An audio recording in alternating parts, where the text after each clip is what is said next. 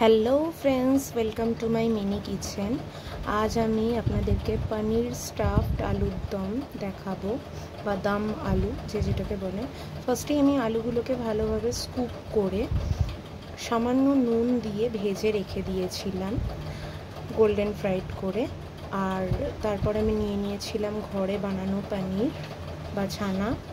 আর মশলাতে আমার এখানে লাগছে হলুদ, গোটা জিরে, গোটা ধনে, কাঁচা লঙ্কা, কাজু না দিয়ে আমি এখানে আলমন্ড ইউজ করেছিলাম, তো কাজুও ইউজ করতে পারেন, আমার কাছে ছিল না তাই আলমন্ড দিয়েছিলাম, কিশমিশ, ছোটো এলাচ, লবঙ্গ, আর একটা কাঁচা লঙ্কা, আর একটা শুকনো লঙ্কা।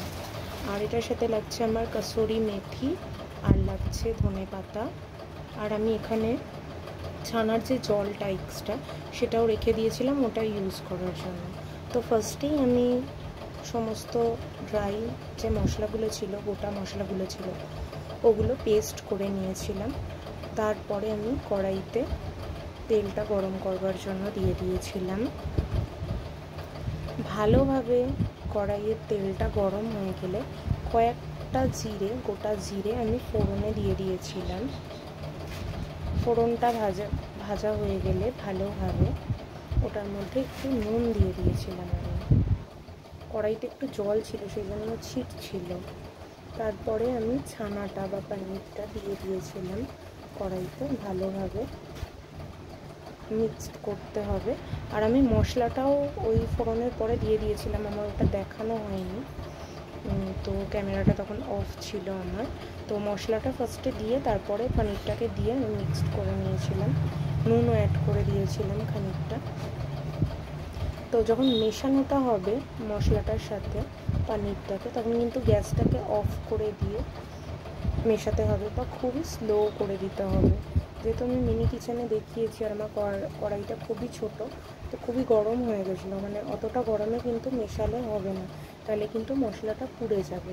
সেই জন্য আমি গ্যাসটাকে অফ করে দিয়ে ভালোভাবে মিশ্রণটাকে মিক্স করে নিয়েছিলাম।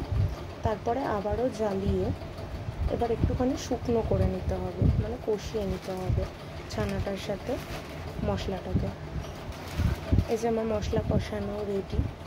এইবারে স্টাফ আলুর মধ্যে পুর ভরার পালা। সামান্য ধনে পাতাও চাইলে এই পুরটার মধ্যেও অ্যাড করে নিতে পারেন, তো আমি এখানে অ্যাড করিনি, যেহেতু কাঁচা ধনে পাতার গন্ধটা আমাদের বাড়িতে সবাই পছন্দ করে না, ওই জন্য উপর থেকেই গার্নিশ করে দেবো। যারা খেতে চায় তাদেরকে দেবো, আর যারা খেতে চায় না তাদেরকে দেবো না। তো একটা একটা করে আমি প্রত্যেকটা আলুর স্কুপের মধ্যে চামচে করে চেপে চেপে পুরগুলোকে ভরে নিচ্ছিলাম।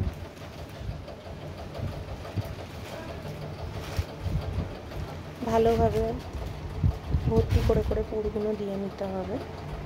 তো সবকটা আলুর মধ্যেই আমি পরস্পর দিয়ে নিলাম।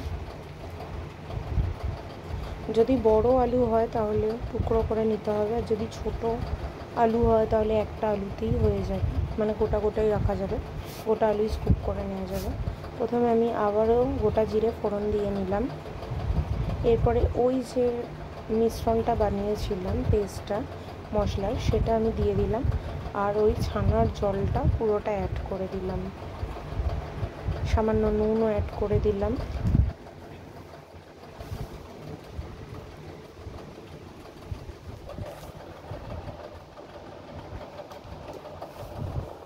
তো অনেকটা বেশি গ্রেভি হয়ে গেছিলো আমার কড়াটার তুলনায়, তো বারবার ওটা পড়ে যাচ্ছিলো। এরপর আমি টমেটো সস অ্যাড করে দিলাম।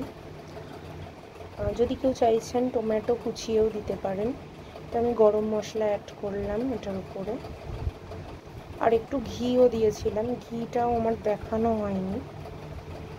ঘি আর গরম মশলাটা কিন্তু মশলাটা ভালোভাবে কষানো হয়ে গেলে কসুরি মেথি আর ধনে পাতাটা দেওয়ার আগেই ঘি আর গরম মশলাটা দিয়ে নিতে হবে।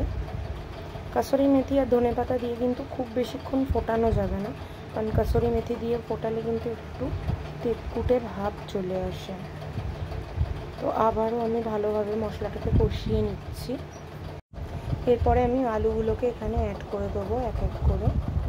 মশলাটার সাথে, গ্রেভিটার সাথে আলুগুলোকে একটু ফুটিয়ে নেব।